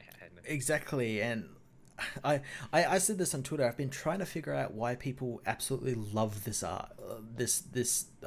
series. Like, why are they defending it? Like, just tell me, why are you liking this comic? Just give me the reasons. No one can seem to really give me the reasons, or no one ever does. No, and even the more positive reviews that I actively try and read, like on the big sites like IGN and ThinkGeek and all these other shits there, the reviews are always incredibly vague. They're like, oh, the colors and the atmosphere, and Batman's use of violence makes me think of violence in my own life. I'm like, you're not talking about anything. So, if anything, they're talking more about the art, not the writing. Yeah. It's like you've completely tried to not actually talk about the writing, because again, you don't want to lose out on your free review copies for your website by saying bad stuff. Yeah. Well, as well, they don't want to say anything bad about Batman because Batman, it's never bad. It's Batman. It can never be bad. And I think that's maybe some of the stronger defenders where they come from. That is, they just like Batman and they would defend it no matter who's writing it. Oh yeah. I've gotten a couple of people that have told me I should stop reviewing the book because I just keep calling it garbage and everything, and I asked them, why is it good? Tell me why it's good. And they never do. Never do. No, they never can, because there's very little to defend in this series besides the fact that it's Batman. got a couple. Oh, the good thing is, though, there's an arc coming up that's going to be written by Joshua Williamson, so we know that's going to be really good. Yes, Tom King gets to take a special boy break from writing Batman comics, because he has a super special boy project in Hollywood that DC wants him to go do more instead. Oh, can he just stay there? Please? Hey, look, I'm never one to talk about boycotts. I'm never one to talk about voting with your wallet, but I'm just saying, maybe when the Joshua Williamson issue comes out, maybe buy 2 copies. I would legitimately be interested to see the difference in sales, like per issue. Like, okay, here's the issue before Josh came in, it sold this much, and here's it after. Oh, maybe it did a bit more. Sal and I actually talked about this on the Elseworlds exchange last week. It is dangerously close to dipping lower than Batman has dipped in a very long time. I know it's been really low, and it's mainly due to that fucking wedding issue. Yeah, that was the start of it. Its sales are ups and downs. They're roller coasters. Like, the Nightwing one did really good because, they might have killed Nightwing, got to pick that one up. And then it went down a little bit. And, it might keep going unless they do another big thing. Yeah, well, see, that's the thing. Like, the book is... I want to say the book has kind of become clickbait in a way, where it's doing all these big things. Oh, the big wedding is got to happen in this issue. You got to buy it. It doesn't happen. Nothing happens. Batman punches Gordon. Yeah. Oh, Batman's going to go to an alternate timeline, and Booster Gold's going to... did nothing. Oh, yeah, Nightwing got shot. Did nothing. What are we going to have to do to move some copies of this, man? Batman does cocaine in the next issue. Hey, he's not far off it. Oh, he's already on cocaine. So we get the story before where he gets the cocaine and he goes down into the alleyway and yeah, really. That's not out of the question for this series. And again, it's like, No. okay, Tom King, I get it. You don't like Batman. You don't agree with the way he lives his life. You don't agree that he's a hero and that people shouldn't look up to him. That's very clear from the subtext in all of your work. I get it. I'm not saying that's not a valid point. In fact, I think that's, arguably true a lot of the time in other stories. But what's the point of it, though? What's your alternative? You're not giving me anything to latch on to. Yeah, it doesn't, why are you doing this? Like, at least say why. If Batman sucks and Batman isn't the hero, give me an alternative. Who should I be rooting for instead in this story? Yeah, give us someone, like, even like make Alfred a character where he's like he's witnessing all of this or something, and he's got to Yeah. do something because his son's going off the deep end or something, and except Alfred's like, oh, did you beat up Jim Gordon? Oh well. Yeah. I mean, Christ, this newest arc is actually making me miss Catwoman. I'm like, can Catwoman come back? She's got her own series. I guess, which, man, I think the poor wedding issue even affected the sales of that book, where they're like, no, I don't want to read the solo adventures of Catwoman now. Why would I ever? Yeah. But yeah, we spent enough time on Batman. That was the Batman, everybody. More of the same. Yeah, you know that there was a good Batman book this week though. And what was it, Matt? It was Injustice 2 Annual Issue 2. Right, right. The Injustice train keeps on chugging along. Well, I don't think so. I think this will be the final issue, like the absolute final issue. This is the be all end all until Injustice 3. Yeah, and it was a really good story. It was a sort of past story of like when Batman and Superman teamed up one time, and is Bruce remembering it, and the story sees Bruce Wayne get shot by Deadshot, and he almost dies because of it, because Deadshot, is able to get past his bulletproof vest and everything, and all that sort of stuff. So Superman says, okay, me and Lois will track down who hired him while you hide out at the Kent farm. And he goes, hides out at the Kent farm, has some like one-on-one time with Jonathan Kent, which is really cool. We find out that Intergang hired Deadshot because it was like a white supremacist cell of Intergang that didn't like Bruce's refugee charity. And they wanted topical. wanted to kill him and everything. I did find it weird though that like the white supremacist cell then later on hired Diablo. Oh, well, that's fine though, because he's a Mexican doing work for them. They're fine with that. They wouldn't hire a black man to do that job. They wouldn't hire Black Manta or Bronze Tiger because they're afraid he might do a better job than them and then steal their women. Yeah.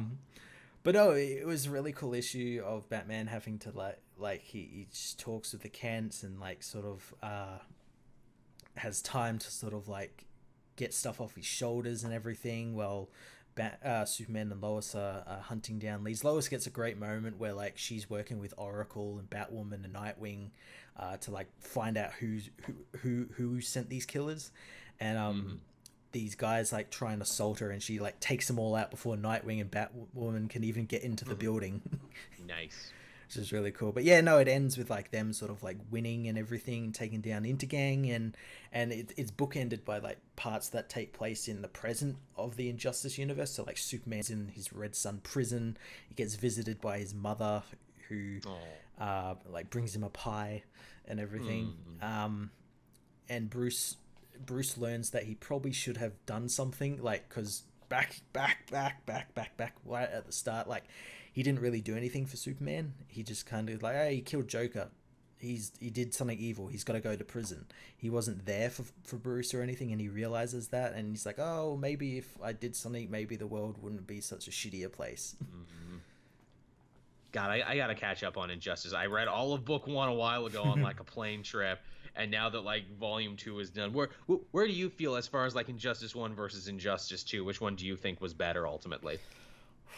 I preferred the Injustice 1 stuff, mainly because Injustice 2 stuff, for some I know the reason why, and it mainly focused on like Harley Quinn stuff.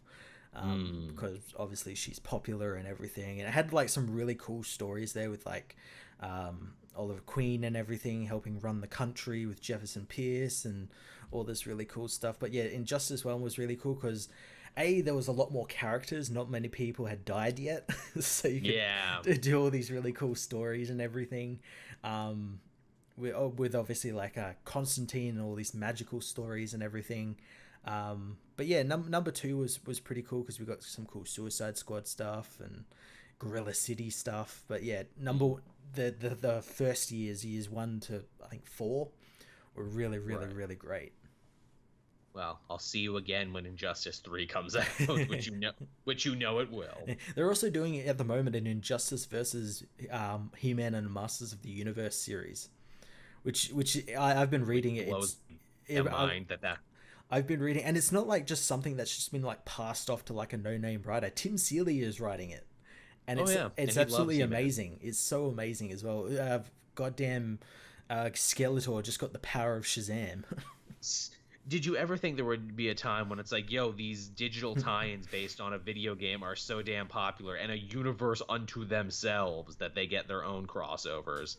It's pretty much the amazing thing is that it's a digital comic, but it's an amazing digital comic. Like it's not just and no one really cares about it. Like we won't put much effort into it. There's actual effort put into it.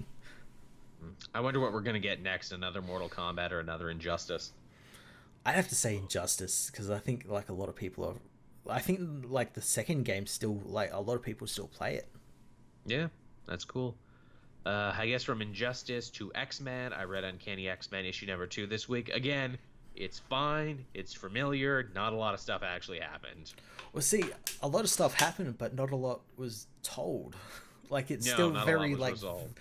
vague about what's going on. Yeah, we had a dinosaur fight. We had all the Jamie Madrox clones that seems to have powers unto themselves now.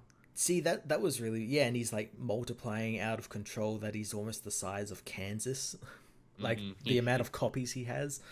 It's a big rampaging set of James Franco's, and they can't find the real one because there's too much psychic noise. Yeah, That's smart.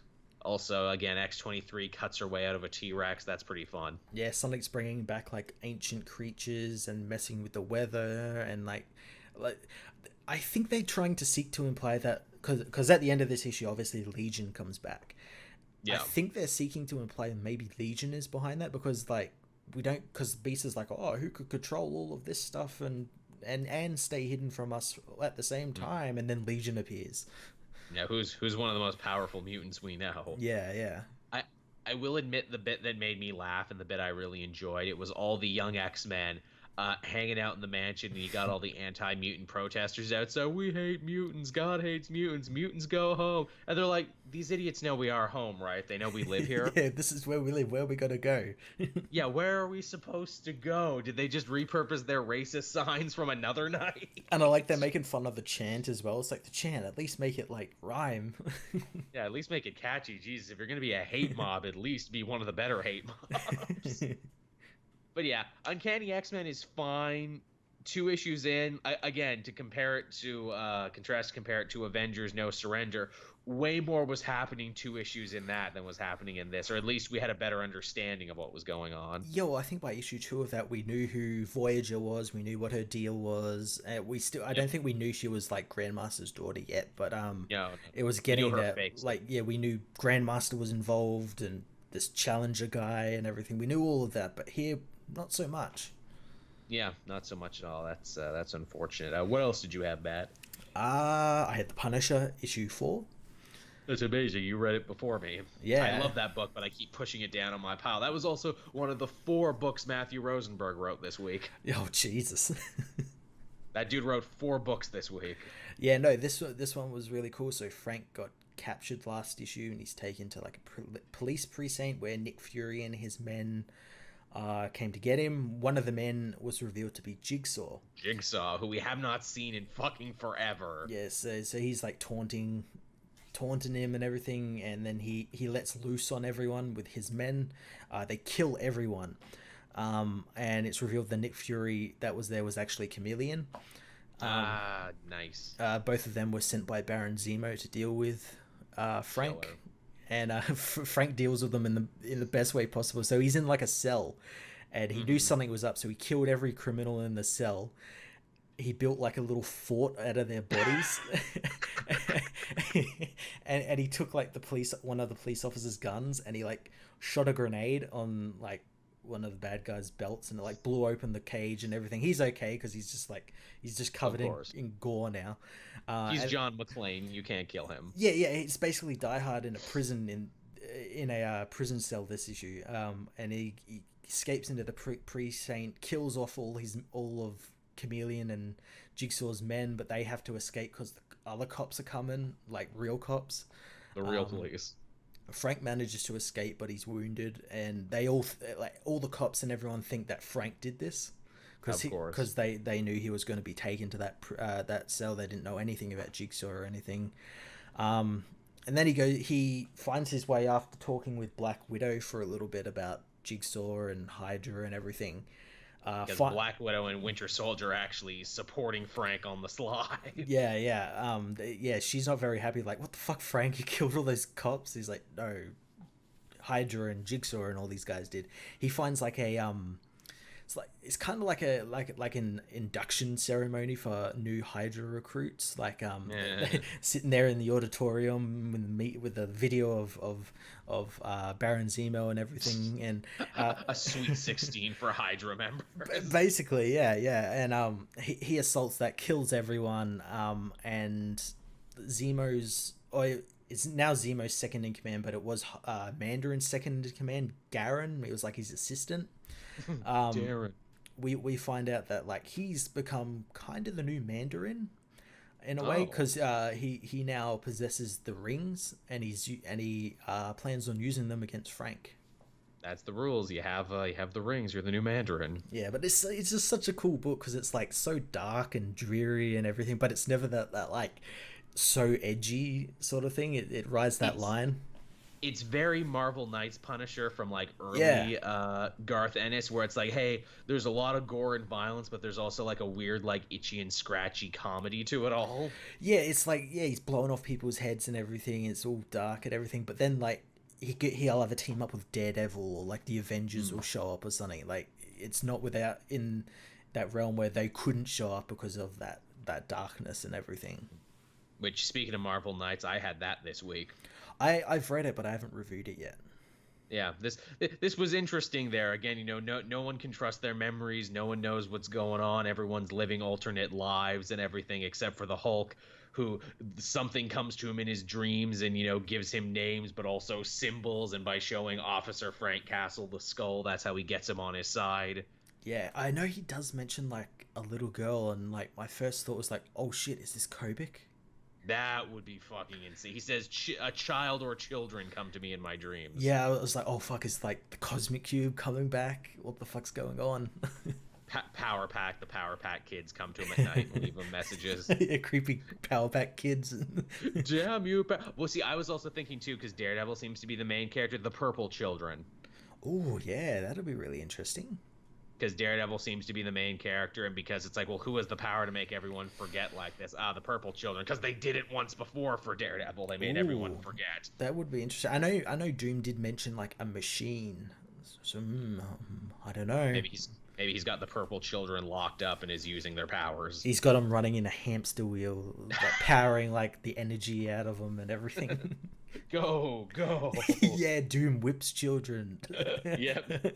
I was a good guy. How do you know I'm a bad guy again? Whipping these kids. We get a truly great, truly sick fight between Elektra, who is a women's MMA instructor in this fake reality, versus the Punisher. Yeah. I like she does the self-defense thing they always tell women to do, where she like gets her car keys and makes like makeshift Wolverine claws and punches Frank in the face with them. That fight was so brutal. It really was. And then I'm like, man, here's just two people who are at the height of their physicality, Punisher and Elektra, and just having them beat the crap out of each other. Yeah. And the big twist at the end is that the ghost that Matt Murdock has been seeing, he thought it was the ghost of Karen Page telling him to get his head in order and everything, only to discover, oh, wait, they can all see Karen Page, too. So it wasn't a ghost. It's something weirder. We don't know. It might be like some shared hallucination or something. That's what I thought, a shared delusion, which are the worst kind of delusions. I like the Hulk in this as well, since we don't actually see him. We just see him slightly change. We see Bruce slightly change into the Hulk in the back of the squad car, where he doesn't like. That's fun. I kept expecting like they're gonna keep fighting, and then the Hulk's gonna burst out, and they're gonna be like, "What the fuck?" You're gonna be like, But stop it fighting. never happened. It never fucking happened though. Now they gotta save that in their back pocket for Banner to be like, oh, I remember who I am. I'm Yeah. not one per people. Yeah. He's got to I remember. forgot him, He's but got now I have to let him. he remembers Bruce Wayne, Bruce Banner, but now he's got to remember the Hulk. Which wouldn't that be an interesting way to cure himself? Oh, I just gave myself selective amnesia. I don't even remember I'm the Hulk anymore. That'd be really interesting, actually. Yeah, to be like, how do you stop yourself from hulking out? I just changed my memories. Can't Hulk out if you don't remember. What else did you have? Let's see. We had Justice League issue 12. The penultimate issue of The Drowned Earth. Yeah, this was a pretty cool issue. It was a little heavy on the dialogue, but Oh, super heavy and all over the place too, where Snyder's like, I've written so much about Atlantis, I want to tell you all about it. And also, I got so many double fakes. Everything you thought was real in the first 3 to 4 issues, guess what? It wasn't. Yeah, we met the Justice League 1 billion with Arion, and like, who's obviously goddamn Doctor Strange. Clearly with his magic and everything. And I like Poseidon said, the power of life comes from the water. I'm like, oh yeah, that makes sense, because we all evolved from creatures that came out of the sea. I like that. Yeah. But what I did like is that I like that it's basically all Poseidon's fault. Yep, everything is Poseidon's fault. Where like we learned that like the ocean deities at one time were actually good guys, that kind of heroes, and actually wanted to help Arion and all that sort of stuff. But then he's like, no, we got to poison them with the tear of extinction and lock them away in the graveyard of the gods. Yeah, Poseidon got jealous because his thing's like, Yeah. I loved Orion above anyone else. I gave him the power of life in the ocean, but Orion wanted to share it with other alien sea gods from other planets where life evolved differently. So I said, fuck that. I just told them they were all evil. And then Poseidon dies, so of course he doesn't have to answer for his crimes. Well, he dies No. until someone brings him back. Yeah. No, you all gotta run now, but also take my trident with you. Go. Don't hold anything against me. Bye. I like this event too because I think it uses Batman just enough, because obviously while the world is going to hell because of fish monsters, the Legion of Doom all comes to steal the totality, and only Batman in a body cast can fight them. Yeah, Batman in a body cast wearing a Lex Luthor war suit. That's pretty fun. And Luthor's like, ooh, you got one of my old prototypes. Oh, it's so lame compared to the one I have now. I like that. Lex Luthor is such a chronic shit talker. He'll talk shit about his own work. But yeah, I'm interested that they got it, and they seek to imply that they're going to use it to release like god powers or give god powers to themselves or something. Their thing is like, again, this is where it gets hard to follow because he's hitting you with so many concepts really hard. He's like, if we destroy the graveyard of the gods, we'll undo basically the limiters of the universe that gods have put in place. Yeah, so we can become more than a god. Yeah, and we'll unlock 2 more primal forces all for ourselves. Yeah, primal forces, which you should go check out in The Flash. Yeah, basically that. Yeah, hey, more primal forces. All for Luthor. All for Luthor. But yeah, that was fun. Looks like it's shaping up to be a pretty fun conclusion to this story. Yeah, it's a very solid book, and I like that it hasn't had too many tie-ins. I think it had an Aquaman one this week, which was it was like more. It was like I kind of like flipped through it, and it was like a brief moment where like Aquaman, where he gets stabbed by Poseidon. It's about like what happens in his mind during that time. Yeah, where he like sees his dad when he's a young kid and everything. And yeah, I haven't fully read it though, but it looks pretty cool. They've all been pretty focused. Yeah. I enjoyed that. Well, actually, it's funny. Every one of these stories I just realized has opened with a flashback. Aquaman had one, Mira had one, Black Manta had one. This issue, I wonder who's gonna have the flashback in the next issue. I have to imagine it's Aquaman. Yeah, that'd be interesting. What else did you have? I have like 2 more. I just like caught up. Like I've like put all my Star Wars books aside so I can catch up on them on one day, and I thought today I'd do it, and I just caught up on Dr. Aphra, and it's shaped it up to be a really damn good book. So she was stuck on a prison that like fell to a planet. She managed to get off it by like tricking Vader into coming to there, and all this like really really complicated plans where it meant she had to wipe the memory of this officer that had been following her, but like wiped it in a way that it made the officer say that she killed her. So Aphra's basically dead to the universe now. So she thought she could escape, but then 000 and BT show up. BT is destroyed by Vader. 000 manages to escape with her again because the droid was after her the whole time for what she did to them.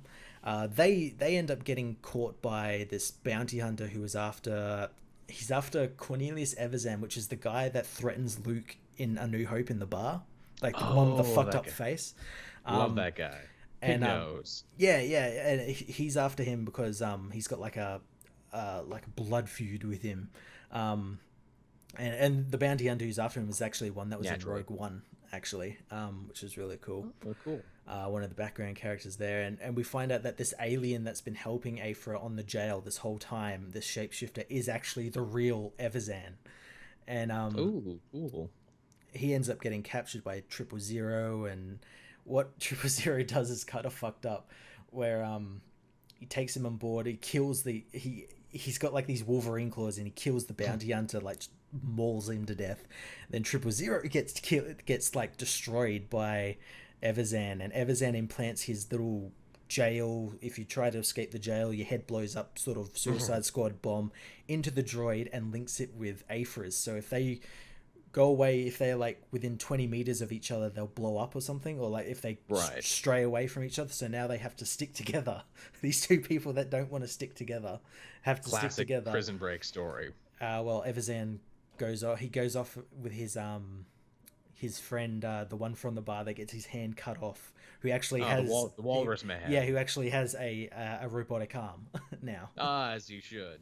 Yeah, and it's just like a crazy story, doing all these like really crazy things. And her annual as well happened as well, which was really cool, like tomb raiding adventure, which actually brought back into canon the Sith spawn, which is like these race of like genetically engineered Force creatures. Nice. But yeah, it's been a really cool book, and that's why I said I want it to be like a TV series, because it's something that's meant for TV. Sounds like it could be. Yeah. The last big book I read this week, and the last one I'll talk about, is I read Web of Venom Carnage Born #1. Oh yeah, how was Carnage? It was insane, and I liked it. And man, Donny Cates can really make me give a shit about characters I didn't give a shit about. It seems like he does a really good job of that. He really does. So we hang out with the Cult of Carnage, which is a group of people who worship Cletus Cassidy because they literally see him as a Jesus Christ figure who was touched by the void, and Null, the god of symbiotes, and that every person he killed while a serial killer, oh no, that was a sacrament to Null, you see. He was trying to free them from the bonds of humanity, the sickening black cage, they call it, which obviously they're talking about Venom. Venom, who is like the Satan in their religion. He's the Antichrist. He's the Antichrist, and they're like, no, you see, Carnage is so cool and awesome because he's died like 100 times and come back. The Sentry ripped him in half, and then he was like lost in the microverse, and then like he got thrown to Earth at the end of Venomize, but he lived because the suit burned up and protected him. He's totally our Jesus, everyone. And they're like, oh, and now we have the piece of the primal Grendel dragon symbiote, you know, the thing that belonged to Null the god, and we're going to use it to bring Carnage back to life. And they do, only when Cletus Cassidy comes back to life, he's like, that's your church, that's what you believe. Don't care, murder time. It's great. It's like a great punchline to a joke, because they build up, it's like, oh, we love Cletus so much, he's our god, you know, he's our Jesus, and he's like, don't care, murdering. And eventually, Carnage finds out what Venom found out in the previous issue, and that is, oh, the symbiotes all have little markers on them, which means if I absorb a little piece of the genetic material of someone who wore the same suit as me, I can basically capture a little piece of their mind, and I can become part of the bigger symbiote hive mind. Oh, the cult made a list of everyone who's ever had a symbiote? No kidding. I should hunt them all down, take their power, and become a god. Oh, that's so handy. So, hey, that sure is nice the cult put this together for me. And it's great, too, because the final page is just a big wall of every symbiote and everyone who's ever been a symbiote guy.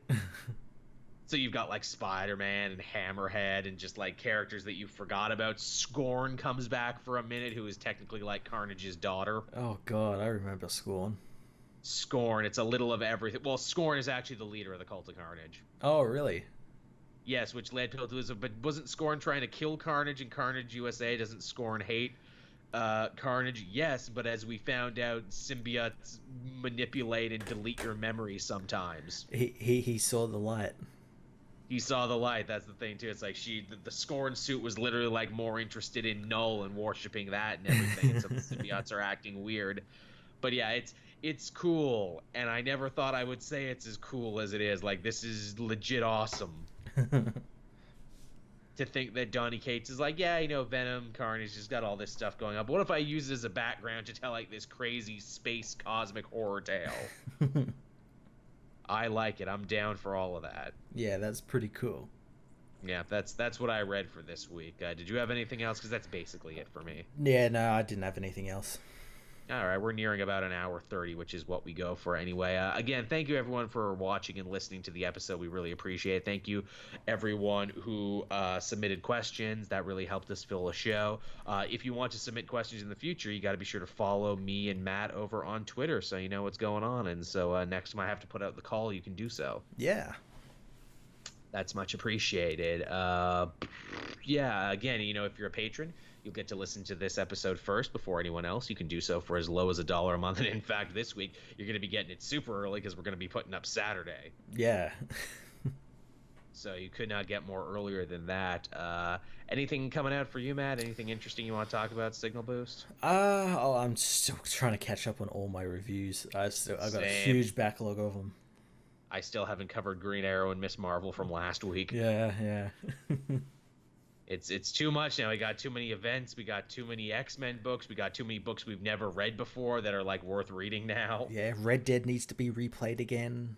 Red Dead. I got to do the challenge. Oh, I can tell you, well, as I said before, I beat the main epilogue story thing finally, and now I'm going back and doing all the crazy challenges. How good was the story, though, eh? Really, really solid. Again, Rockstar, maybe the only people who know how to write really, really good prequels. Yeah. And again, you can argue that epilogue was stretched. I don't care. I had fun with it. But yeah. So that's mine and Matt's week, everyone. Yeah. I guess I'll start winding down here. Be sure to join us again next week, Wednesday, on YouTube, and we'll get to do it all over again. It'll be fun. It'll be great fun. And also, big thanks to, I'll publicly thank him now in case I forget later, to Stank Sinatra, our buddy. I know, right? Is that not an amazing name? He edited the Best of Comic Multiverse Super Show for Christmas last year, and he's ahead of the game because he edited another 2-hour block of the Best of Comic Multiverse 2018. Oh, nice. What a legend.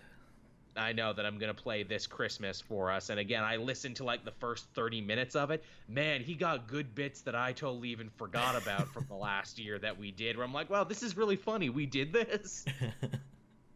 Wow, my energy was totally different. This must have been in Victoria when it was actually like, not late for me. But yes, so you can look forward to that, everyone. Awesome. And I guess with that, everyone, we'll bring this episode to a close. Thank you so much for watching and listening, and we will be back again next time. Yeah, bye. Bye-bye.